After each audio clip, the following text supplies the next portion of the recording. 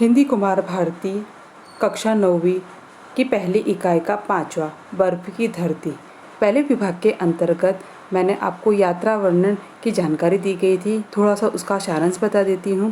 प्रस्तुत यात्रा वर्णन की लेखिका कृष्णा सोबती लद्दाख की यात्रा पर निकलती है। यहाँ की धरती पर ऊपर निर्मल आकाश है तो नीचे बर्फ से ढकी धरती है। ऊपर से लेकर नीचे तक श्वेत रंग ही फैला है। लेखिका को 2 वेदों में लिखी ऋचाओं का स्मरण हो जाता है, जिसमें इन ऋचाओं के माध्यम से सूर्य देव से यह प्रार्थना की गई है कि वे इन हिम शिखरों पर चमकते रहें ताकि हमें ऊर्जा मिलती रहे। मान्यता के अनुसार 3 लोक होते हैं। देवताओं के लोक का श्वेत रंग होता है, माननीय यानी कि मानव लोक का रंग लाल होता है और पाताल लोक का रंग नीला होता है। लद्दाख में ऊपर का आकाश श्वेत वर्णी तथा नीचे बर्फीले धरती श्वेत वर्ण है, इसलिए लेखिका के अनुसार यह देवताओं का लोक है। अब इसके आगे की मैं जानकारी आपको दूसरे विभाग के अंतर्गत देती हूँ। विभाग 2 में मोजे पहने पहने वहाँ पहुँची तो चट्टाने बर्फ सी सर्द, यानी कि वो मोजे पहन के वो चल रही थी, मगर वहाँ की जो चट्टानें थी वो बर्फ से यानी कि ठंडी थी।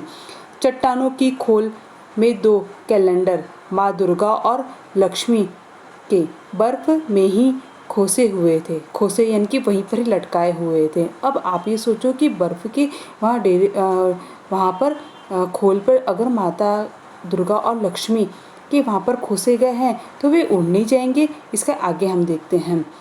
खारदुलांग की तेज हवाओं में न जाने कैसे टिके हैं।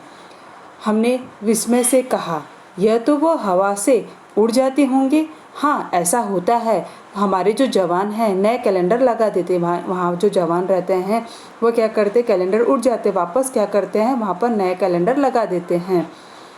इरिस्टर साहब बोले, मैं पहले बर्फ़ पर दौड़ती हूँ, फिर फिसलने के डर से वहीं कहीं बैठ जाती हूँ। अब बर्फ़ की जगह पर आया है तो दौड़ने की इच्छा होती है, मगर वो कहते हैं कि मैं ऊपर दौड़ती हूँ और फिर मैं वहीं पर ही बैठ जाती हूँ। टूरिस्टर साहब कहते हैं कि मैम, आप चाहे तो कार में बैठे, नहीं मैं यहाँ पहुँच सकी हूँ, ये मेरे लिए मूल्यवान है। अब हम इतनी अच्छी जगह गए और वहाँ पर हम उसका अनुभव न किए तो हमें ऐसा लगेगा कि इतनी सुंदर जगह में भी हम कार में बैठे रहे। तो यहाँ पर वह लेखिका जाती है और वह वहाँ पर बैठती है। लहराती चमकती धूप में लहरा रही है पताकाएं यानी मैंने आपको बताया था वहाँ पर झंडे जो गड़े हुए हैं वह लहरा रहे हैं। टूरिस्ट साहब ने पूछा, ये पताकाएं कैसी है? तो वो क्या कहती, इधर आते आते लोग मन में कुछ झार लेते हैं, यानी कि हम अपने मन में कुछ झार लेते हैं, यानी कि हम मन्नतें मांगते हैं, तो ऐसे ही वहाँ पर मन में कोई धार लेते हैं और खंभों पर पताकाएं फहराते हैं। ये बात तो मुझे भी अपनी आपको बतानी चाहिए थी। मैं मन में कुछ भी न धरूँ तो भी इस ऊंचाई पर पताका को फहराना चाहती हूँ। अगर मैं ये नहीं सोचा मुझे कुछ मानता मानी नहीं, तभी मैंने मन में ये सोचा है कि मैं वहाँ पर पताका यानी कि झंडा फहराना चाहती हूँ। मुझे इस बात को सोच कर परेशानी हो रही है, इतनी की लगता है कि इसके लिए दोबारा आना होगा। हम तीनों ने खाने के पैकेट खोले। ड्रीमलैंड वाले पैकेट में वहीं और उतना ही है जितना टूरिस्ट साहब और ड्राइवर साहब के पैकेट में है, यानी कि 3 पराठे और 3 आमलेट। देखकर हम तीनों हंसे। इसे ही कहते हैं कि बराबरी और इसे ही कहते हैं लद्दाख। पताकाएं फिर नजर आई। मैंने अपनी शॉल उतारी। मन में तय किया कि मैं इसे यहाँ लहरा कर ही जाऊंगी। ऐसा न हुआ तो मुझे एक बार फिर वहाँ आना होगा। मैंने शॉल आगे किया। लीजिए ड्राइवर साहब, इसे किसी खंभे पर फहरा दिए। मैं गर्म शॉल मेरी जो मैम, वो उसे कहते कि मैम आपकी जो गर्म शॉल है वो वहाँ पर टिकेगी नहीं क्योंकि वो भारी है, हवा के नीचे गिर जाएगा। कोई बात नहीं, गिरेगा तो भी इस बर्फीले ग्लेशियर पर, है ना। तो यहाँ पर कहते उज्जवल भवर बर्फ पर सुनकर दोनों हंसे। आप ऐसा करेगी तो शॉल उठाने के लिए हमें यहाँ फिर आना पड़ेगा। मैं पताका को लेकर गंभीर थी। मैंने सुनहरी गोट वाली हल्की फुल्की ओढ़नी उन्हें पकड़ा दी और शाल ओढ़े इंतजार करने लगी कि कब वह पताका बनकर ऊपर पहुँचे। ड्राइवर साहब ने ऊंची छलांग भरी और देखते ही देखते मेरी जूट मूठ की पताका तारों में उलझकर लहराने लगी। मैं गहरे भाव से खारदुलांग को सलाम किया और मुमकिन हुआ तो फिर आऊँगी, नहीं तो अब यहाँ इस बर्फीले ग्लेशियर पर पहुँच जाना मेरा सौभाग्य है। यानी कि वहाँ पर तक के पहुँच जाना उनका सौभाग्य, उन्हें ऐसा अलग ही गर्व हो रहा था।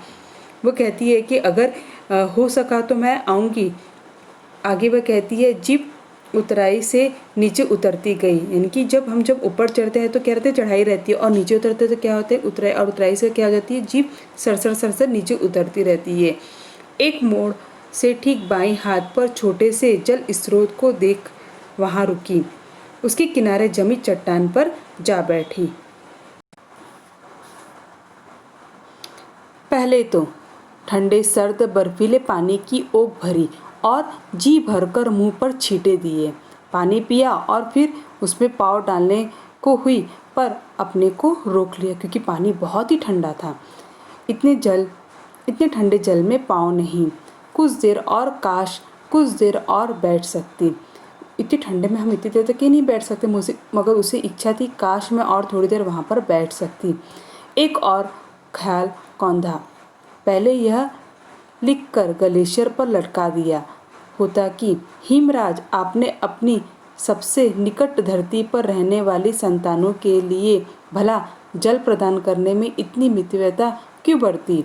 आप तो जल के स्रोत है, यानी कि बर्फ से पूरी वो ढकी हुई है, मगर हमें जल नहीं मिलता क्योंकि वहाँ पर जल जो रहता है वो बर्फ में परिवर्तित हो जाता है। रात एकाएक नींद खुली, लगा कमरे में किसी ने टॉर्च फेंकी हो। खिड़की के अंदर आती चांदनी का प्रकाश था, इतना स्वच्छ कि ऊपर ओढ़े हुए कंबल के अलग अलग रंग दिखने लगे। आकाश खिड़की को घेरे हैं और कांच पर झुका है चांद का मुखड़ा। यहाँ पर कितने अच्छे अलंकार के बारे में बताया गया है। भला मैं आज ही यहाँ से क्यों चली जा रही हूँ। मेरी दिल्ली पहुँचना जरूरी न तो होता, और तो दिन में एक बार पैंगोंग झील देखती। अब यहाँ पर लद्दाख के पास अलग अलग झील है, उसे देखने की इसकी बहुत इच्छा हो गई। और इतना अच्छा दृश्य यहाँ पर बताया गया है कि वो दृश्य को वो छोड़ के उसे जाने की इच्छा नहीं थी। बच्चों, कभी हम भी कहीं घूमने के लिए जाते और वहाँ का दृश्य हमें इतना अच्छा लगता तो मानो ऐसा था कि हम वहीं पर ही बस जाए। ऐसे लेखिका को बार बार ऐसा लग रहा था कि मैं यहीं पर ही बस जाऊँ। करवट लेने को ही थी। जब हम सो के उठते हैं तो अंगड़ाइयाँ लेते हैं, उसे हम कहते हैं करवट। कि उठकर खड़ी हो गई। सोने को तो प्लेन में भी सोया जा सकता है। वो कहती है कि मैं सोना चाहूँ तो प्लेन में भी बैठे बैठे सो सकती, मगर इतना अच्छा दृश्य मैं कहाँ से देखूंगी। घड़ी देखी तो 3:30। शाल ओढ़ा, टॉर्च ली और कमरे के कबाट भिड़ा दिए और सीढ़ियाँ के नीचे उतर गई। खुले में टहलते हुए सोचने लगी, अपने में गहरा पारदर्शी सन्नाटा जैसे वह ऊपर के सितारों की लौ में अपने अंधेरों में जगमगा रहा है। इतना अच्छा दृश्य लग रहा था मानो वह रात को वो यही सोचने लगी कि मैं सो तो प्लेन में भी सकती हूँ, मगर इतना अच्छा दृश्य मैं कभी नहीं देख सकती। जब वह नीचे उतरती है तो वहाँ का दृश्य उसे बहुत ही सुंदर लगता है।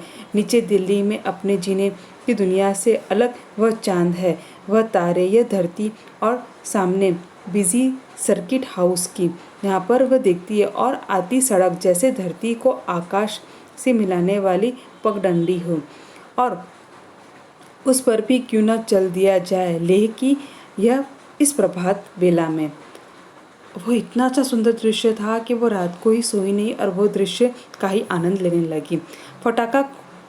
फाटक खोलने के लिए हाथ बढ़ाया, घड़ी देखी, कुछ देर रुकना ठीक होगा। मैं अब सड़क पर चल रही हूँ, लेह को घेरे हुए पथरीले श्रृंखला को देख रही हूँ, खामोशी में अपने पैर की आहट सुन रही हूँ। इनकी वो क्या कर रही है, हर चीज़ की क्या कर रही है, वो कल्पना ले रही है। खामोशी में जब हम चलते हैं तो हमारी जो पैरों की जो आवाज़ रहती है उसे वो क्या कर रही है, उसकी आहट सुन रही है, उसका अनुभव कर रही है। अंतर में ऐसा भास रहा है कि इस अमृत बेला में जो घट रहा है वह पहली बार है और शायद अंतिम भी है। यदि हो आए बौद्ध प्रवचनों की 2 पंक्तियाँ, जो भी देखो जो भी देखो ऐसा देखो जैसे जीवन में पहली बार देख रहे हो, फिर ऐसे देखो जैसे जीवन में अंतिम बार देख रहे हो। वो क्या करती है, बौद्ध के 2 प्रवचनों को बार बार कहती है। प्रवचन आपको मैं एक बार फिर से कहती हूँ। जो भी देखो ऐसे देखो जैसे जीवन में पहली बार देख रहे हो, फिर ऐसे देखो जैसे जीवन में अंतिम बार देख रहे हो। यानी कि कोई भी दृश्य को हम देखते हैं तो ऐसा देखना चाहिए कि हम उसे जीवन में पहली बार देख रहे हैं, और उसको इस तरह से देखो कि हम उसे अंतिम बार देख रहे हैं, वो हमें देखने मिले कि ना मिले। बुद्ध के कमंडल में उदय होती और उषा को मानो पहली बार देख रही हूँ। अब वो कहती है, आगे वह कहते हैं कि अंतिम बार भी जैसे हिमालय के पीछे से फैलाए लालिमा को हमारे पूर्वजों ने देखा था। स्थल पर सिर्फ चट्टानें, ऊंचे पहाड़ और आकाश की और जाती चढ़ाई के अलावा और कुछ नहीं था। यह लद्दाख के बारे में पूरा जुड़ा हुआ है। अगर आप भी बच्चों को भी लेह लद्दाख जाओगे तो ये दृश्य को अनुभव करना और ये दृश्य अपने नोटबुक में लिखना और उसका वर्णन अपने मित्रों को बताना, क्योंकि जब हम इतने अच्छे दृश्य देखते हैं तो हमें क्या हो जाता है, उस दृश्य के लिए हमें कल्पना होती है, और जब हम उस स्थल से आते हैं तो हमें नींद में भी वो दृश्य हमें बार बार नजर आता है। तो इतनी अच्छा जो दृश्य हम देखते हैं उसे हम क्या करते हैं, अपने बुक में उसे हम क्या करें, समेट के रखना चाहिए कि हमने हमारी यादों को हमें संभाल के रखना चाहिए, और कभी पुस्तक खोल के उस यादों को हमें याद करना चाहिए। तो यहाँ पर कृष्णा सोबती जी ने हमें प्राकृतिक दृश्य का वर्णन करा है, एक यात्रा वर्णन के माध्यम से हमें इतना अच्छा दृश्य की हमें जानकारी दी है। अभी हम आसपास में देखेंगे, प्रकृति मनुष्य की मित्र है, अपने विचार स्पष्ट करिए। प्रकृति यानी कि मानव ने हमें जो प्रकृति दी वो मनुष्य के लिए ईश्वर का अनुपम वरदान है। प्रकृति और मानव का साथ सदा से रहा है। प्रकृति अपने गुणों और सौंदर्य से सदा मानव को तृप्त करती रहती है। कालांतर में जब मानव के हाथ में विज्ञान की शक्ति आई तब उसने प्रकृति का भरपूर दोहन किया। विश्व में बढ़ता हुआ प्रदूषण, प्राकृतिक संतुलन इसी का परिमाण है। प्रकृति को नुकसान पहुंचाकर मनुष्य ने सारी मानव जाति को नुकसान पहुंचाया है। मनुष्य यह बात अच्छी तरह से समझ ले कि प्रकृति के साथ संतुलन बिठाकर ही भावी पीढ़ी का भविष्य सुरक्षित रखा जा सकता है। उसके पहले आपको मैंने और एक प्रश्न पूछा था कि किसी यात्रा पर जाने के लिए आरक्षण संबंधी जानकारी प्राप्त करने हेतु राज्य पर्यटन विभाग को पत्र लिखिए। ये मैंने आपको गृह कार्य दिया था। यह गृह कार्य आपने किया ही होगा। आप कैसे लिखेंगे, जैसे कि यहाँ पर लिखेंगे सेवा में व्यवस्थापक, राज्य का परिवहन विभाग, महाराष्ट्र। हम महाराष्ट्र में तो महाराष्ट्र में, नहीं तो जिस क्षेत्र में हम जाते हैं हमें महाराष्ट्र से ये पत्र देना पड़ेगा, तभी हम दूसरे देश में जा सकेंगे। फिर लिखेंगे विषय आरक्षण संबंधी जानकारी। महोदय, निवेदन है कि मैं अपने परिवार के साथ औरंगाबाद की यात्रा पर जाना चाहता हूँ। मेरी योजना है कि मैं दिवाली की छुट्टियों में अपने परिवार के साथ औरंगाबाद शहर के साथ साथ अजंता एलोरा की गुफा भी देख सकूँ। यह यात्रा मुझे राज्य परिवहन विभाग द्वारा संचालित बसों द्वारा करनी है। मैं क्योंकि मुंबई में रहता हूँ, इसलिए आप मुझे मुंबई से छूटने वाली बसों के स्थान पर तथा उनके समय की जानकारी दे। कष्ट के लिए धन्यवाद। आपका जो भी आपका नाम है वहाँ पर आपका नाम दे देंगे। ये इस तरह से आपको करना है। पाठ के आंगन में देखते हैं, मैंने यहाँ पर आपको बताया था शब्द संसार। यहाँ पर हिम मंडित यानी कि बर्फ से शोभित, ये क्या है, विशेषण संख्या। उसके बाद है वित्तव्ययता, यहाँ पर क्या आता है, किफ़ायती, थोड़ा या कम खर्च करने की। उसके बाद है लक्ष्य यानी कि निशाना, बेशकीमती यानी अमूल्य, आँच यानी गर्मी या ताप। अब हम पाठ के आंगन में जाएंगे। पाठ के आंगन में जब हम जाते हैं तो यहाँ पर हमें पाठ संजार पूर्ण कीजिए। संजार पूर्ण कीजिए में पहला दिया है लद्दाख की विशेषता। मैंने आपको पहले ही बताया था लद्दाख की विशेषता के अंदर क्या आएगा, जैसे कि लद्दाख के विभिन्न नाम हैं। उजली तीखी धूप है, उसके विभिन्न रंगों की यहाँ चट्टान है, विस्तृत सुनसान के इलाके हैं।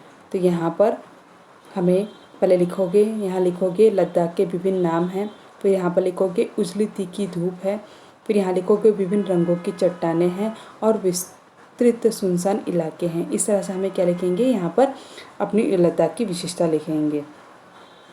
उसके बाद दूसरा दिया गया है, दूसरे में दिया गया है चट्टानों के रंग। अब वहाँ पर हमें कौन कौन से चट्टानों के रंग बताए गए थे, जैसे कि यहाँ हम लिखेंगे मटमैली, स्लेटी, उसके बाद देखें तंबाई, और उसके बाद यहाँ लिखेंगे रेतीली। क्या है, चट्टानों के वहाँ पर रंग बताए गए हैं। उसके बाद प्रश्न 3, ग शब्द के वचन पहचान कर परिवर्तन कीजिए और अपने वाक्य में प्रयोग कीजिए। पहला क्या दिया गया है, श्रृंखला। यहाँ पर श्रृंखला में हम क्या लिखेंगे, यहाँ पर श्रृंखलाएँ दिएगा। अब हमें क्या करना है, वचन, तो श्रृंखलाएँ का क्या हो जाएगा, श्रृंखला। श्रृंखला मैंने आपको बताया था कड़ी। वाक्य कैसे बनाएंगे, आजकल कुछ गैर सरकारी संगठन विरोध प्रकट करने के लिए मानव श्रृंखला बनाते हैं, ये हो जाएगा। उसके बाद दूसरा दिया गया है ऋचा। ऋचा दिया है तो वचन प्रयुक्त ऋचाएँ, वेदों के मंत्र ऋचाएँ कहे जाते हैं। उसके बाद तीसरा दिया है पंक्ति। पंक्ति का क्या हो जाए, पंक्तियाँ, चिड़िया आकाश में पंक्तियों में उड़ रही है। उसके बाद क्या है, बर्फीला। अब बर्फीला का हो जाएगा बर्फीले, लेखिका ने ठंडे सर्द बर्फीले पानी की ओक भरी। उसके बाद है दुकान। अब दुकान का क्या हो जाएगा, दुकानें, दुकानों ने हमारी आवश्यकता का हर सामान